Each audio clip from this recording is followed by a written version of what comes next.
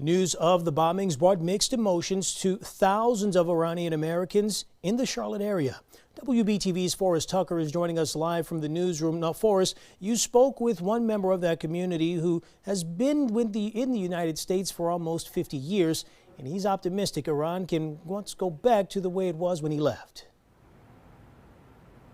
Yeah, Dalford, he is. He's very optimistic. His name is Shahram Mazhari. He remembers when his home nation, in his words, celebrated its cultural values, worked to educate its people, and had a strong economy. He says that the efforts of the Iranian diaspora have helped their friends and family back in Iran achieve what they hope is unprecedented progress.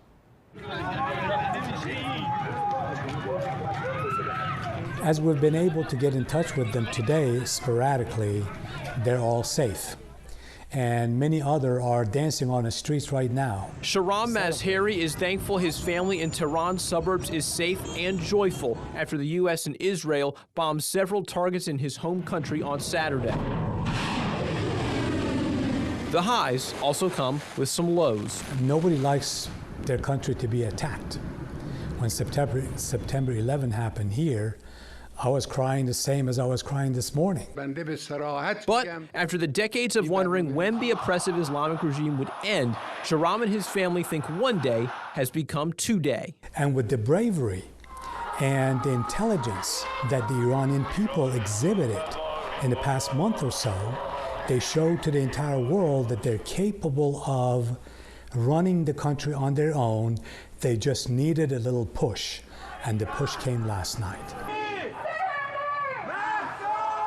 The massive uprising from millions of Iranians across the world, combined with the reported death of the nation's leader, sparked new hope for a change in regime, meaning a secular government and elections. We kind of showed to the entire world that we are united, we're one voice, and we are the voice of the voiceless in Iran. Those voices are being heard by lawmakers from North Carolina and Washington.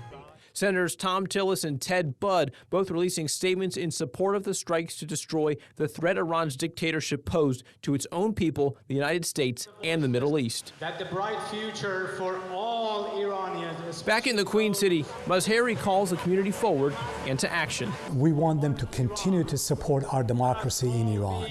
We want them to support the rule of law. We want them to support getting rid of a terrorist regime. The hope for Iranians across the world is that Reza Pahlavi, the former crown prince of Iran living in exile in the U.S., can lead the country through a period of transition.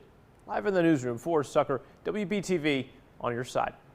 South Carolina Senator Lindsey Graham also praising the action, saying, quote, "I am confident this operation will be successful and the liberation of the long-suffering people of Iran is at hand."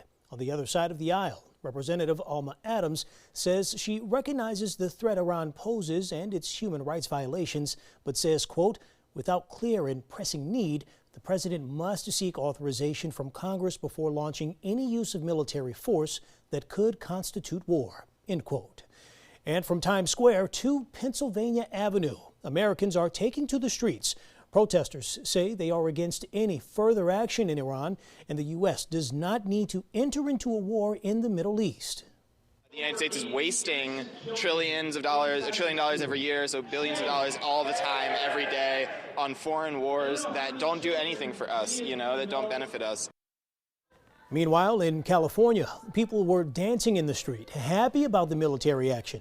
This group of Iranian-Americans held the impromptu rally in Los Angeles and chanted, "Thank you, Bibi," referring to Israeli Prime Minister Benjamin Netanyahu. The U.S. last struck Iran less than a year ago in Operation Midnight Hammer. Back in June, massive bombs were dropped on 3 Iranian nuclear sites. A team of military bombers flew 18 hours from their base in Missouri to Iran for that attack.